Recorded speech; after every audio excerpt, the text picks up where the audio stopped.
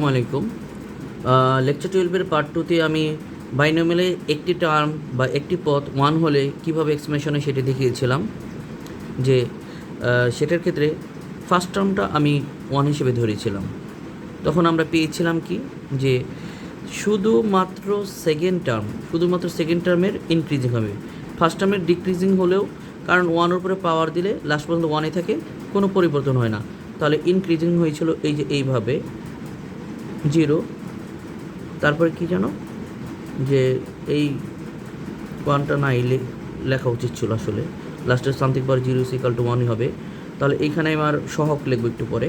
তাহলে এটা 1 হয়েছিল, তারপরে কি হবে স্কোয়ার হয়েছিল, তারপরে কি হয়েছিল কিউব হয়েছিল, কেমন? তাহলে এইখানে লাস্ট পর্যন্ত ছিল হচ্ছে 1 প্লাস ওয়াই প্লাস, কারণ কি ওয়াই এর মান 0 ইজ ইকাল টু 1, তারপর কী হয়েছিল এখানে যে Y square plus Y cube হয়েছিল। তারপর লাস্টে আমি সহগগুলো বসিয়ে দিয়েছিলাম। যে সহগগুলো কী ছিল যে প্রথম টার্মের জন্য 1 ছিল,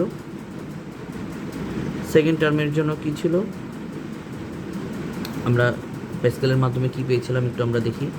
এন এর মান যদি 0 হয় তখন 1, এন এর মান যদি 1 হয় তখন 1 আর 1, এন এর মান যদি 2 হয় তখন 1 হচ্ছে 2 আর হচ্ছে 1, এন এর মান যদি 3 হয় তাহলে চারটা টার্ম হবে 3, আর এই দুইটা হচ্ছে 3 আর এটা 1।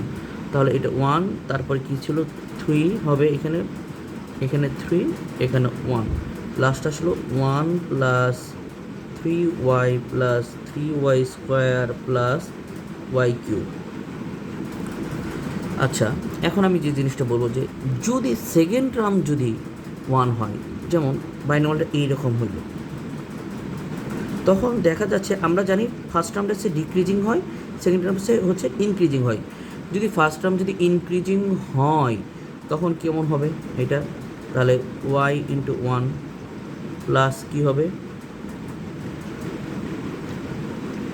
ওয়াই ইন্টু 1, চারটা টার্ম হবে Y into 1 plus Y into 1। আচ্ছা, এখন ফার্স্ট টার্মটা হবে ডিক্রিজিং, তাহলে 3 2 1 0। সেকেন্ড টার্মটা ইনক্রিজিং হবে 0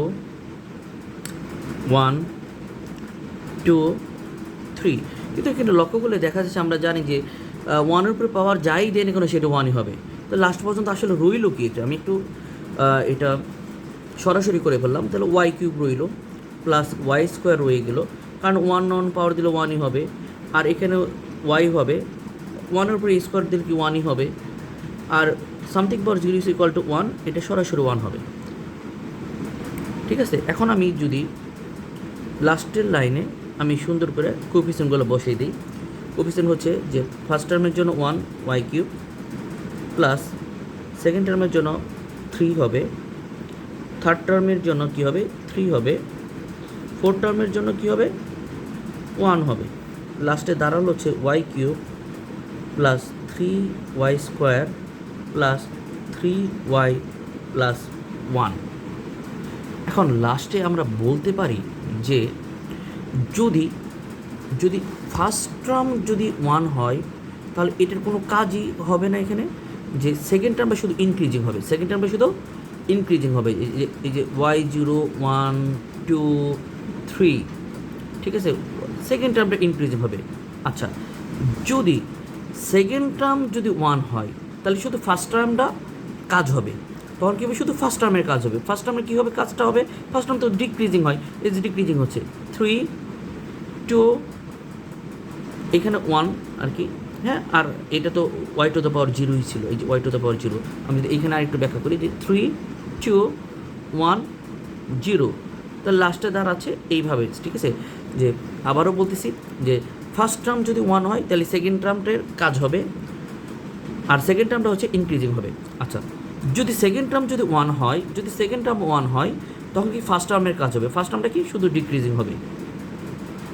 তো ভিডিওটা এই পর্যন্তই রাখলাম।